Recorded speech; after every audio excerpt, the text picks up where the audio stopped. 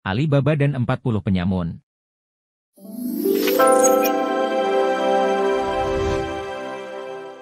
Dahulu kala, di kota Persia, hidup dua orang bersaudara yang bernama Qasim dan Ali Baba. Ali Baba adalah adik Qasim yang hidupnya miskin dan tinggal di daerah pegunungan. Ia mengandalkan hidupnya dari penjualan kayu bakar yang dikumpulkannya. Berbeda dengan abangnya, Qasim, seorang yang kaya raya tetapi serakah dan tidak pernah mau memikirkan kehidupan adiknya. Suatu hari, ketika Ali Baba pulang dari mengumpulkan kayu bakar, ia melihat segerombol penyamun yang berkuda. Ali Baba segera bersembunyi karena takut jika ia terlihat, ia akan dibunuh. Dari tempat persembunyiannya, Ali Baba memperhatikan para penyamun yang sedang sibuk menurunkan harta rampokannya dari kuda mereka. Kepala penyamun tiba-tiba berteriak, "Ala Qasam, buka!" Pintu gua yang ada di depan mereka terbuka perlahan-lahan. Setelah itu mereka segera memasukkan seluruh harta rampokan mereka. "Ala Qasam, tutup!" teriak kepala penyamun, pintu gua pun tertutup. Setelah para penyamun pergi, Ali Baba memberanikan diri keluar dari tempat sembunyinya. Ia mendekati pintu gua tersebut dan meniru teriakan kepala penyamun tadi. "Ala Qasam, buka!" Pintu gua yang terbuat dari batu itu terbuka. "Wah hebat!" teriak Ali Baba sambil terpana sebentar karena melihat harta yang bertumpuk-tumpuk seperti gunung. "Gunungan harta ini akan aku ambil sedikit, semoga aku tak miskin lagi, dan aku akan membantu tetanggaku yang kesusahan." Setelah mengarungkan harta dan emas tersebut, Ali Baba segera pulang setelah sebelumnya menutup pintu gua. Istri Ali Baba sangat terkejut melihat barang yang dibawa Ali Baba. Ali Baba kemudian bercerita pada istrinya apa yang baru saja dialaminya. "Uang ini sangat banyak. Bagaimana jika kita bagikan kepada orang-orang yang kesusahan?" ujar istri Ali Baba. Karena terlalu banyak, uang emas tersebut tidak dapat dihitung Ali Baba dan istrinya. Akhirnya mereka sepakat untuk meminjam kendi sebagai timbangan uang emas kepada saudaranya, Qasim. Istri Ali Baba segera pergi meminjam kendi kepada istri Qasim. Istri Qasim, seorang yang pencuriga, sehingga ketika ia memberikan kendinya, ia mengoleskan minyak yang sangat lengket di dasar kendi. Keesokannya, setelah kendi dikembalikan, ternyata di dasar kendi ada sesuatu yang berkilau. Istri Qasim segera memanggil suaminya dan memberitahu suaminya bahwa di dasar kendi ada uang emas yang melekat.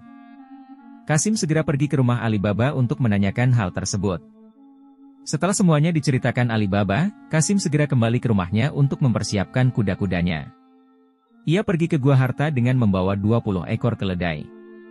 Setibanya di depan gua, ia berteriak, "Ala Qasam, buka!" Pintu batu gua bergerak terbuka. Qasim segera masuk dan langsung mengarungkan emas dan harta yang ada di dalam gua sebanyak-banyaknya. Ketika ia hendak keluar, Qasim lupa mantra untuk membuka pintu. Ia berteriak apa saja dan mulai ketakutan. Tiba-tiba pintu gua bergerak, Qasim merasa lega. Tapi ketika ia mau keluar, para penyamun sudah berada di luar. Mereka sama-sama terkejut.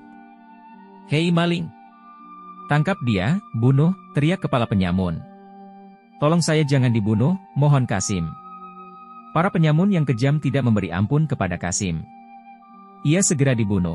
Istri Qasim yang menunggu di rumah mulai khawatir karena sudah seharian Qasim tidak kunjung pulang.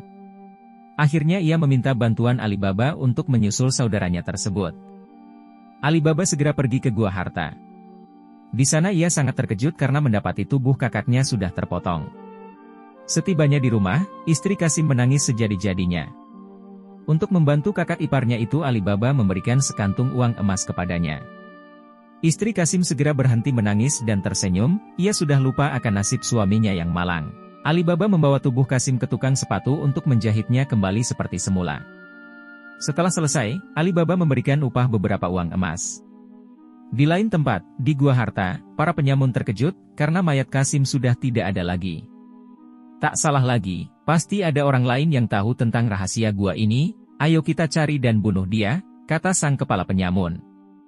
Mereka pun mulai berkeliling pelosok kota. Ketika bertemu dengan seorang tukang sepatu, mereka bertanya, apakah akhir-akhir ini ada orang yang kaya mendadak? Akulah orang itu, karena setelah menjahit mayat yang terpotong, aku menjadi orang kaya. Apa? Mayat? Siapa yang memintamu melakukan itu? Tanya mereka. Tolong antarkan kami padanya. Setelah menerima uang dari penyamun, tukang sepatu mengantar mereka ke rumah Ali Baba. Si penyamun segera memberi tanda silang di pintu rumah Ali Baba.